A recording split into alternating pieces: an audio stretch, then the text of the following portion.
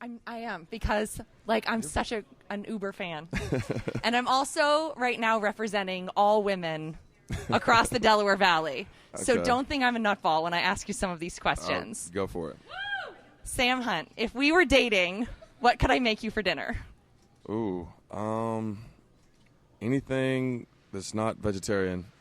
You're a meat eater. I'm a meat eater for sure, yeah. So red meat, chicken, fish, all that, yeah. Okay. Who do you hang out with? In general? Yeah, in life? Do you have famous friends? No. To be honest, the same guys that I was buddies with before I got into this world are the same guys that are on tour with me now. It just so happened that I was best buddies with guitar players and people who could accommodate this or come out on the road with me and make all this happen. So I hang out with the same people I hang out with on the road when I get off the road. It's Burke, who plays guitar, Ty, Sales, my tour manager I grew up with, and my brother's on the road with us. So it's the whole same little crew. Okay. We hang out with. So those are all guys. So you're saying there's a chance. We have female friends also that we hang out with. We don't need to talk about them. Okay. Let's get back to us being dating, okay? Where might we go on a date? I don't know. I don't know you well enough to make a great pick. Just imagine, what would be your ideal date? Let's say I'm going to surprise you. What would really knock your socks off? You're going to surprise me if with I the said, date? Yeah, if I said I'm going to blindfold you and I'm going to take you somewhere that you've never been before. You had me at blindfold. All right, let's just move on. Okay. Okay, and you have this ability in your songwriting. You truly make me feel like I want to be the girl that is in the songs that you sing and that you write. Okay, so I'm not just saying you. I just mean if anyone were singing those songs. I want to be that girl. You have your... So what is it in a woman? What are you looking for in a woman? Or what really... I don't know. What turns you on, Sam Hunt? I guess that's what I want to know. I just have a natural intrigue with women. I mean, I adore women in general. I don't really have a certain quality that I look for. It's usually relative to that specific person, which is not... You can't really put your finger on a quality about one individual woman that's just generic across the board. But I don't know. I just I think genuineness and honesty, those are two qualities that I look for in people, whether it's just relationships that are platonic or otherwise. Genuineness and honesty are the qualities. Because trust is one thing that's hard to come by, and I feel like honesty represents trust, and that's something that I look for in people that I hang around. Right. Well, those are all important things. Yeah. I like those things, too. So let's get to your music. Some tough questions. I know. Well, we're going to talk music now, okay. Which I don't know if it's going to be any easier or any more difficult. So like I said, you write these songs that when I listen to them, you wrote Cop Car that a lot of people know because of Keith Urban's version, which is great, although Years on Montevallo is... that's when I fell in love with the song. I heard it first from Keith, but then I heard your version, and I was like, it just seems so I wanted to have blue eyes so that the light would reflect from them, and I wanted to be I wanted to say, hey, let's try to run away, and you'd be like, no, oh my gosh, your dad's gonna kill me, So I find that in your songwriting, you are able to tell an amazing story, first of all, and you're so observant. How do you know exactly how a woman wants to feel? How are you able to? Because I don't, but I mean, I've just learned by spending time around women and being in relationships and trying to understand them. Even though I do not understand them, I at least have a better understanding for them after spending some time around them. And just relationships, when you go through your high school and college years, you just you grow up and you learn about people and women specifically.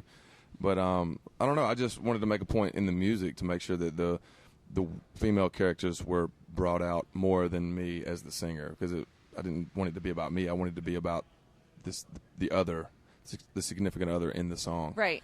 And I don't know. I just kind of made a point to do that in the songwriting, because I don't know. I guess that's the way I approach it in normal life. So you're a guy. And you say, my friend Jane and I were just talking about this. If we came home with a new hairstyle, right, our husbands may or may not notice. Yeah. But you notice that, the rich girls during the summer don't want to get their hair wet in the pool because they don't want to mess their hair. They always want to. So you have a unique, I don't know if it's if you just are that observant or if someone is feeding you this information somehow.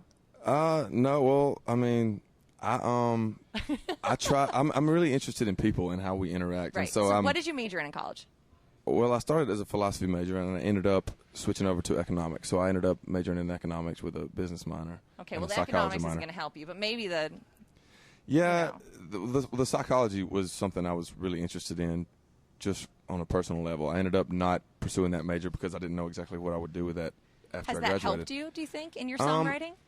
I just naturally think in the way that psychologists think. I just observe people and try to be insightful as to what they're about and why they're behaving in the ways that they're behaving. So songwriting is a way that I think I sort of tapped into that interest via songwriting and tried to, be a little more observant than just the superficial, generic lyric. Okay, so since we're talking about women's your perspective on women, your album is called Montevallo, which is not your hometown. No. So tell me about whose hometown it is and her influence on your music. Well, it was a girl that I dated after graduating college. I went to college in Birmingham, Alabama, and Montevallo was just south of Birmingham, about 20 minutes. So I was in a relationship for the first few years being in Nashville with a girl from Montevallo, and a lot of the perspective on women and life and relationships and just the insight into the lyric comes from my relationship with her. So I don't know, it was just a very personal album, and I didn't want to name it after her, and I didn't know how to personally connect the title of the album with the personal nature of the songwriting. But Montevallo was something that came up because it's the town that I spent a lot of time in when I was writing those songs, and it's the town that girl's from. Yeah, that's good stuff. You've written so many songs that other people have made into hits. Has there been a song that when someone else took it and recorded it and you heard it and you thought, man, he nailed it, that's awesome?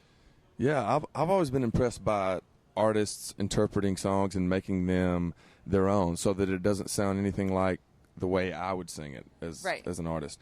And the first song I ever had recorded by a major recording artist was a song called Come Over by Kenny Chesney.